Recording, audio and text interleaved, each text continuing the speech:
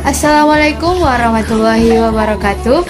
Kami mahasiswa dari Politeknik Negeri Ujung Pandang, jurusan akuntansi, prodi akuntansi manajerial, kelas 1D D4, kelompok 4 yang beranggotakan 4 orang, akan mempresentasikan mengenai dampak masif korupsi.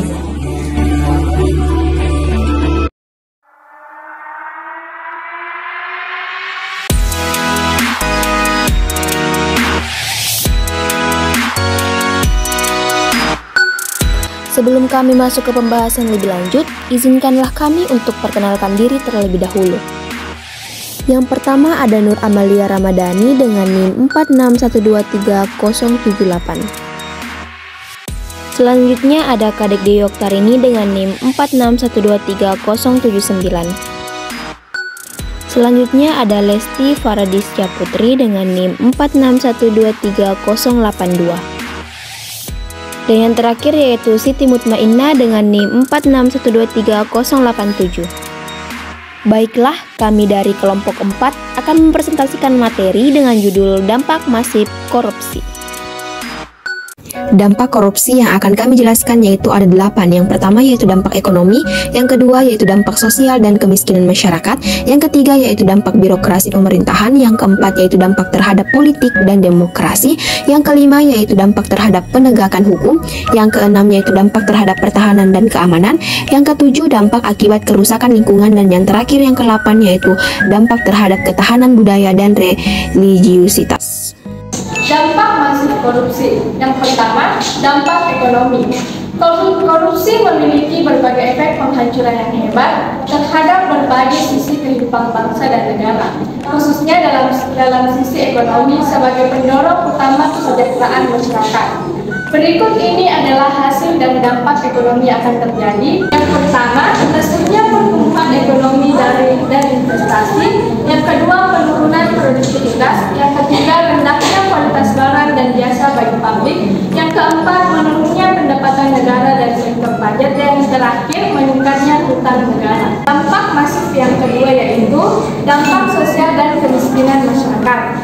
Bagi masyarakat miskin, korupsi mengakibatkan dampak yang luar biasa dan saling terkait satu sama lain, yaitu diantaranya yang pertama, mahalnya harga jasa dan pelayanan publik, yang kedua, pengentasan kemiskinan berjalan lambat, yang ketiga, terbatasnya akses bagi masyarakat miskin, yang keempat, meningkatnya angka kriminalitas, dan yang terakhir, solidaritas sosial semakin langka dan demoralisasi.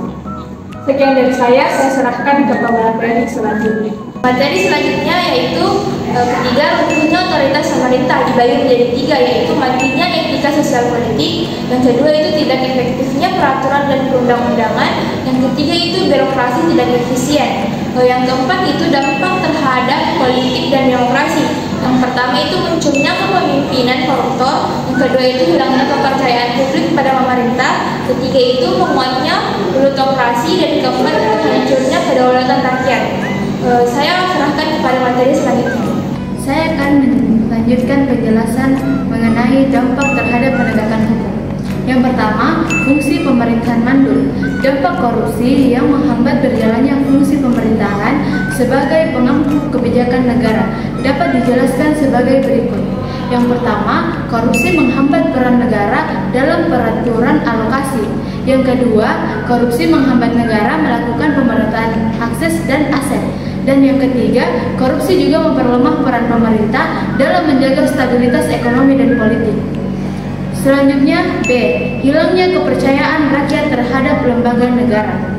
Dari hasil survei, mendapatkan pemerintah lembaga negara yang paling sering terjerat kasus korupsi yaitu yang pertama, Dewan Perwakilan Rakyat, yang kedua, birokrasi pemerintah, yang ketiga, Dewan Perwakilan Rakyat Daerah, yang keempat, partai politik, dan yang kelima, kepolisian. Selanjutnya, dampak terhadap pertahanan dan keamanan. Yang pertama, kerawanan Hamkamnas karena lemahnya alutsista dan sumber daya manusia. Yang kedua, lemahnya garis batas negara.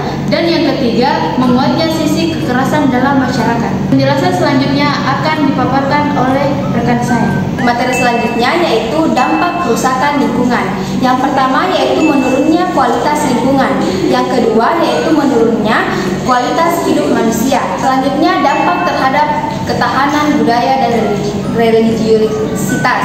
Korupsi juga mempunyai pengaruh atas dampak terhadap ketahanan budaya dan bahkan religiusitas bangsa, yaitu yang pertama, rusaknya cara berpikir logis, yang kedua yaitu memudarnya nilai budaya, yang ketiga yaitu bergesernya religiusitas masyarakat. Materi selanjutnya yaitu era digital dan dampaknya pada penanggulangan korupsi. Era digital yang terjadi karena kemajuan teknologi berbasis elektronika digital pada saat ini ditandai dengan jelas oleh keberadaan internet yang menjadi bagian kehidupan manusia pada saat ini. Pada saat ini bumi dihuni sekitar 7,5 miliar manusia, di mana hampir setengahnya atau 3,8 miliar manusia terhubung dengan internet. Nah, selanjutnya tentunya juga berpengaruh kepada upaya penanggulangan korupsi yang tengah dilakukan. Di antaranya itu, yang pertama meningkatnya kualitas kejahatan korupsi, yang kedua itu permisifisme akibat paparan informasi, yang ketiga itu hoax tantangan pemberantasan korupsi, keempat itu era digital dan peluang pada upaya pemberantasan korupsi. Baik, selanjutnya kesimpulan dari materi dampak masif korupsi yaitu korupsi mempunyai konsekuensi serius terhadap pembangunan sosial, ekonomi, dan politik. Dampaknya meliputi menurunnya kepercayaan masyarakat terhadap pemerintah, ketidaksetaraan dalam distribusi sumber daya, dan hambatan terhadap pertumbuhan ekonomi. Untuk mengatasi masalah ini perlu adanya upaya bersama baik dari pemerintah maupun masyarakat untuk memberantas korupsi dan membangun tata kelola yang transparan dan akuntabel. Baik, itulah materi yang dipaparkan kelompok 4 mengenai dampak masif korupsi. Terima kasih.